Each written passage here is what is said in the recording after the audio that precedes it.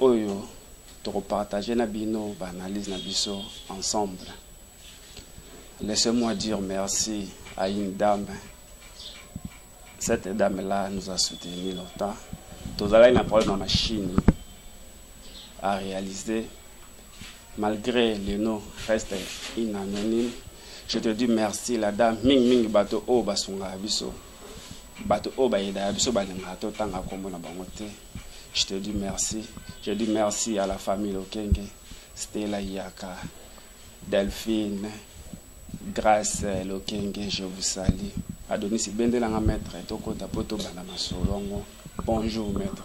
Ah, bonjour Ndeko Séraphin. Merci pour la confiance et la fidélité, la disponibilité au Pessibiso. Yarukuta na yo lelo, na temps oyo ndimito sola na yo baimboka, bayoka ba analyse na biso.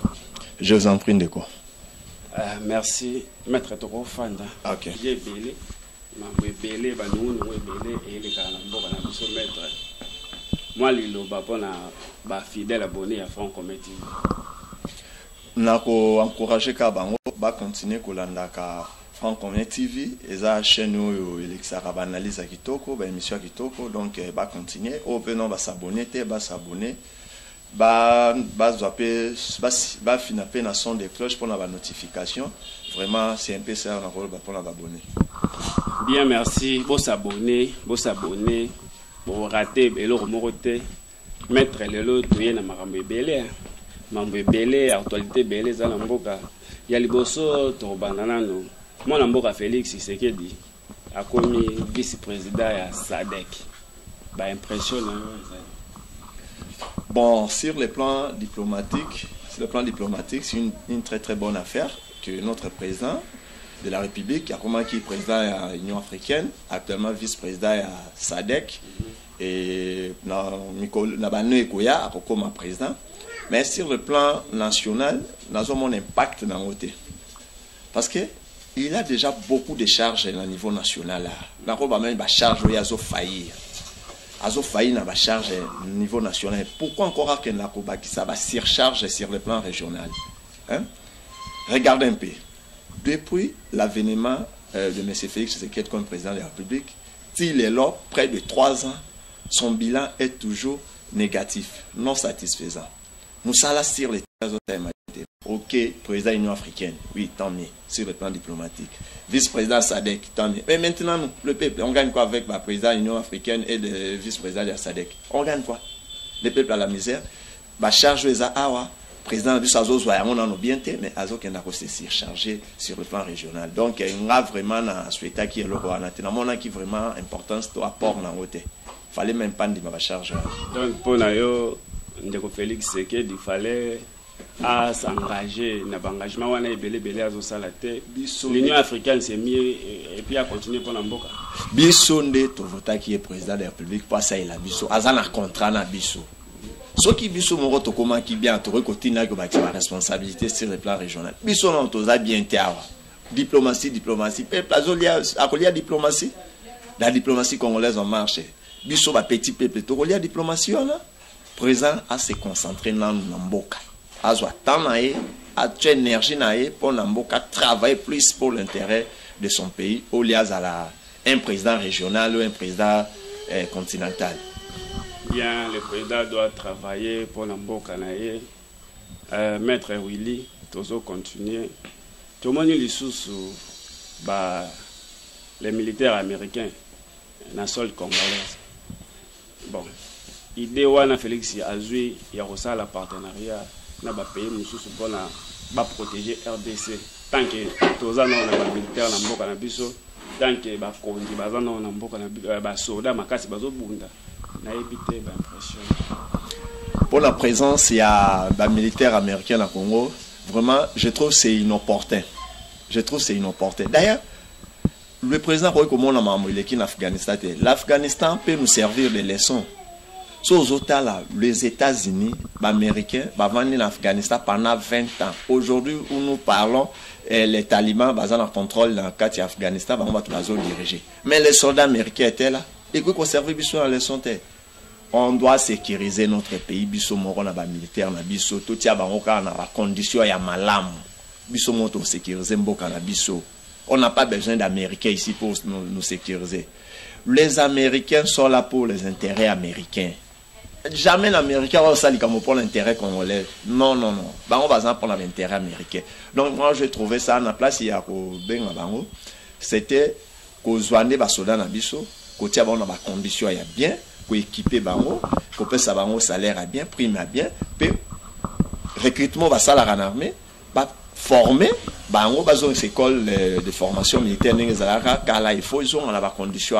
C'est un peu ça, dans la monnaie, pour sécuriser mboka nabiso. Mais la présence américaine, je trouve ça vraiment inopportune. La présence américaine, et pas là, ils ont une importance morotée, et qu'on n'emporte rien. Mais pour la sécurité, tout le monde, MONUSCO et qui bâtit le renforcement. Depuis que tu vas dans MONUSCO, groupe armé aussi la tête. Tuerie, ça continue à l'est. Avec MONUSCO, tuerie, ont continué, groupe armé. Ils ont botama ebele beni bat bazo kufa chaque jour lobby 9 personnes ba kufa qui tu vois donc et apporter leur côté tu es sous tobaki c'est le sous américain toi les arara ba dépenses extérieures inutiles au l'état za ko surchargé pendant que les enseignants bazuina o ba NI ba non payé baza ebele il faut l'état futa bango mais toujours préféré toujours bon to bebisa na makambo sous quand ndengo utolo ba mama enseignants donc, on a un dossier à IGF na EPST. IGF, EPST, ils ont aussi battu à faire 16 millions, à faire 2 millions. Il y a Dilandos. Bon, ce qui n'a rien le ballon par rapport à 16 millions. On a d'accord dans la démarche à IGF. Parce que bon, le rôle à 16 millions de dollars, une affaire à 31 ou 32 milliards de francs congolais. Parce qu'on va payer déjà 40 000 francs, 50 000 francs euros dans le circuit bancaire. Non, non, non. Le Congo n'est pas Kinshasa. Bazouambon wana 16 millions wana. Ba divisé en baby nombre d'enseignants, nombre de salles et examens d'état où ils sont au Congo. Baby nombre d'élèves.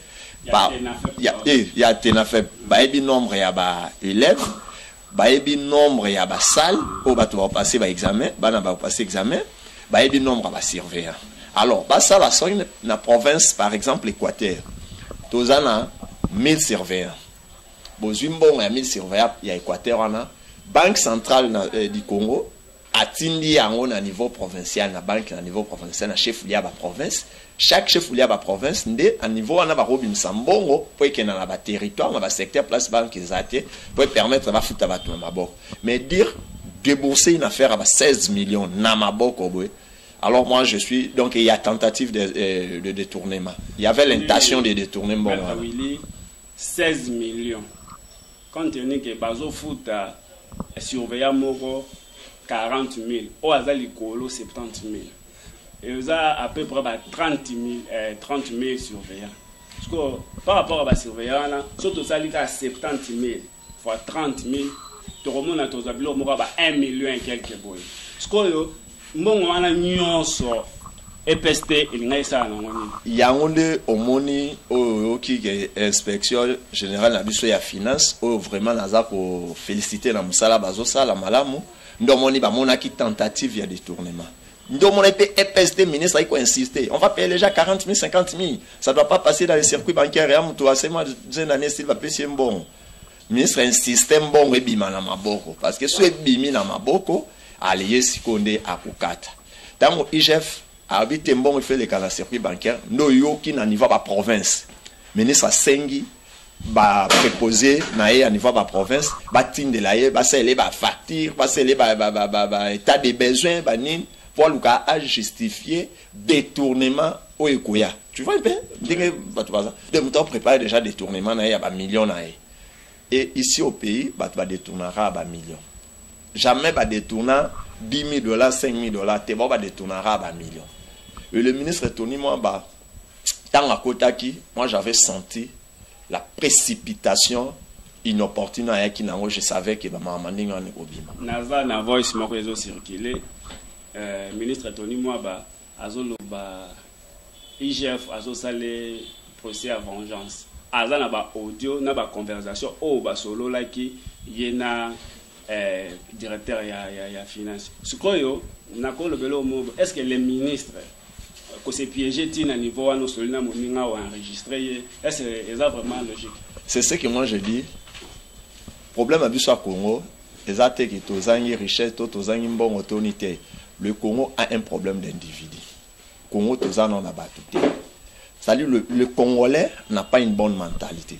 Au moment on a un ministre national, ninga zoluka rabaisser débat, on dirait il y a parlement debout. On dirait combien de mortels. Azor rabaisser débat ba nasa atuna ki na to sola ki na ye. On va ça approche na ye, yemutaba na pesa au marché. Tu vois un peu? Donc tozana un problème dans Boko, nous n'avons pas des hommes d'État. Ce qu'il est en train de dire là, ça soit vrai ou faux. Un homme d'État ayebi ni na rekoloba na ni na rekoloba te. Ayebi quand est-ce que je peux employer tel mot, na quand est-ce que je peux pas employer. Mais comme ils ne sont pas des hommes d'État, c'est je ne sais pas moi par la magie de bakoma ba ministre bakoma na ndomo ba se comporter ndinga ba même débattre na c'est alors moi j'ai beaucoup regretté la réaction. Il y a ministre Tony Mwaba et je peux seulement conseiller na IGF na monsieur Gilles Alingete, il faut pas accoter na ba débat là. Il reste dans son travail, qu'il fasse son travail. Alukate na ba débat bazo mais ba rabaisser na c'est pour moi notoriété azana on a pas créé les doutes na miso ba congolais na msane azosala. En tout cas Kotarante, il fait son travail si il a le pouvoir à sanctionner, il sanctionne. S'il faut faire rapport, il fait son rapport, il se limite là. Bamaramou ya ba débat na Kotarate parce que bazo lukaba rabaisser na place bango bazala. Bien, Maître Willy, je dis merci à Olivier Melanga, à Maman Karine, Papa la Sacré. Je dis merci à Unisport, mon sponsor officiel, Chansar et Ilumbe, Equinox, il est mon petit, mon soda. Vous saluez, Maître Willy, toujours chité déjà. Tu comme un dossier Équateur, réhabilitation, il y a gouverneur à province. Cour constitutionnelle et une motion au Basalaki. Donc, moi, je suis azongi na ngwende. Mais dans Bandara kuna, il y a des jeunes, bitungezo bunda, des querelles entre deux cas, na évité gouvernement ce qui est. Bon, nous sommes dans un état démocratique et la démocratie a ses règles. Alors, dans le cadre à fair play, nous sommes obligés, il y a une décision, il y a cours constitutionnel parce que ils ont un recours tel unité de cours constitutionnel lobby faut tout s'incliner tout le bas. Maintenant sur le plan politique, le gouverneur a été élu par l'Assemblée provinciale, par les députés. Les députés vont investir dans le gouvernement, dans le programme. Les mêmes députés ont voté qui est au nom pour le compte du peuple, souverain primaire, va retirer confiance et pas à gouverner. Bien que la légalité, que gouverneur est gouverneur, il a été réhabilité. Maintenant, la légitimité. Quand M. Bobo Bolokwarozonga, il va diriger qui? Ensemble, il a détourné. M. Bobo Boloko, il va diriger quelle population? Peuple Balobi, il est sous terre, il est incompétent, il a détourné, il n'a rien fait pendant tout ce temps ici dans son pouvoir. Donc, Nazomona. Sur le plan de la légalité, oui, il est là, tant mieux. Mais la légitimité, nous avons M. Bobo Rosali sous 4 mois de pouvoir. Seulement, il profite de la faiblesse de la député. Les députés, ils ont bien. Pour la motion, ils ont test. Dans la vie, il faut que ça la loko pour qu'il n'y ait pas un million. So ça les loko faisait loko indimami. Donc, les députés, Nabiso, na session ya septembre, session budgétaire. En tout cas, Bossal et la biso, motion ya kitok, bon, mais c'est Bobo Boloko, le gouverner. Ok, même si il y a une cour constitutionnelle, a dit mais la bino. Parce que biso, tous les gens ont à co-diriger. Yosa, pour les députés, ça la motion. Donc, M. Bobo, fallait le voir, ça bien. Naza vraiment pour les députés, mais la ligne, M. Peuple, c'est même pas là.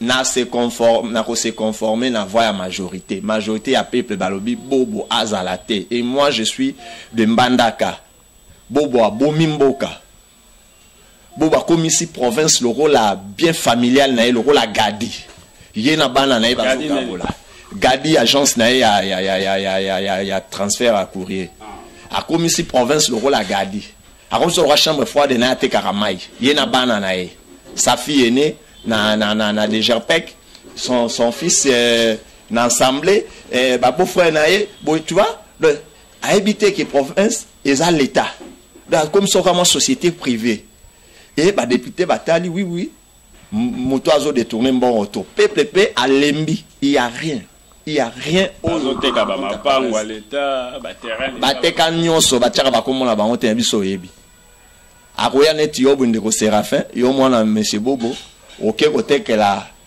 ngaindako mokomi komo to komi komo mo inexistant to yebi makama nyonso alors tant on enquête à sole ko ya to bima ba témoin ba okangama place là ba élément ezali ke bate kaka yango mais ba tshaka ba komona bango te to kolandela batuana ba kopesa biso bate ça to yebi nini na ko même to ko dévoiler ngote banquette ko salema o to ko kanga batu nyonso bateki banda kwa l'état na ba voie normalité. Bien, merci. Je vous rappelle que je reçois pour vous Maître Willy Mbongo, avocat du barreau de Mbandaka, analyste politique indépendant. Yende to solana yende to pe sabino ba information. Il est neutre, ni pour ni contre, c'est là va dire naie. Oh non, ça zo ba Italie mate parce que nga nazo poser des questions. Maître Willy, ba jeune ya Équateur, pourquoi on kufa? Marque bazo tambola, réseaux sociaux, bazo finga na do. Et comme il aura staff mon boy, ba yebi que moi loko mo rebi mara kota vie oyo to soutenir ye pendant to rejoindre moi loko. Mpanjo na pe ko na moi staff yo to soutenir yo pendant to rejoindre moi loko. Conseil ni vraiment repé ça va jeune équatorien. Vraiment, tant on a réseaux sociaux, na regretta makasi. Comment ba jeune même au batangi no batangi te? Ba ko limiter vision na bango. Même si vous voulez faire la politique. Est-ce que votre politique doit toujours baser derrière les gouverneurs? Comment les jeunes peuvent dépendre que des gouverneurs? Ceux qui gouvernent, il faut attirer mosala, soit attirer mosala, azoli ambon, bazoi bana gouverneur na zamotomam. Soit gouverneur na longoli, il devient motomabe. Soit gouverneur na chiete. Comment vous pouvez limiter vision abino derrière les gouverneurs? Vous pouvez gagner votre vie autrement. Les gens gagnent des vies sans pour autant. Moi qui vous parle, na profession d'avocat, je suis aussi jeune comme vous. Et on a bamsous bazaba coordonné, bamsous ba caméraman, bamsous ba sali ba boutique, bamsous n'empêche. Est-ce que s'il faut faire la politique y a derrière le gouvernement. Bande konanga va vendre la tongo, tipo quoi.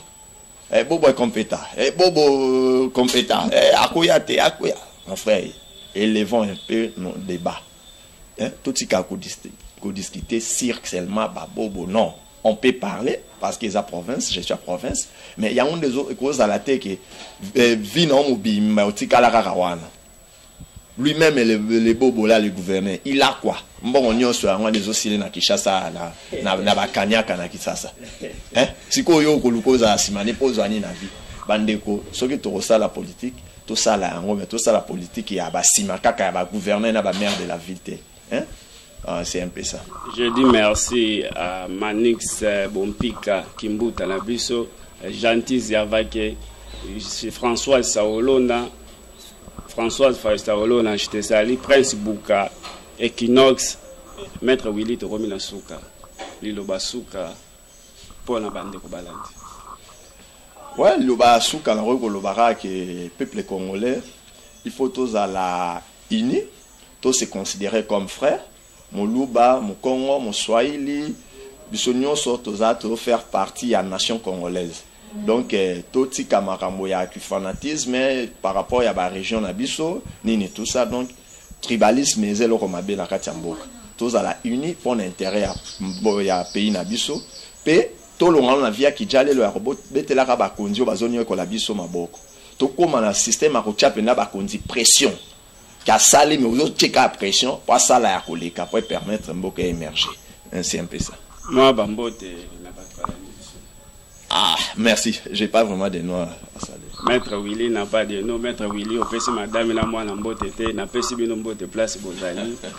Bien bande ko balandi to ko na suka tika na pesa merci na Eni Sport. Et mto sala ki bon mon moi espace boy tous moi caméra moi matos. Merci à toi mto so biso machine, merci Dada, je te salue là où tu es. Ordon li koku l'artiste complet. Angèle quoi. Na pesio bambote c'est que vous allez Magali Manzangi Jaël Botechi. Na caméra to sungama ki na ndeko Adonis. À la prochaine.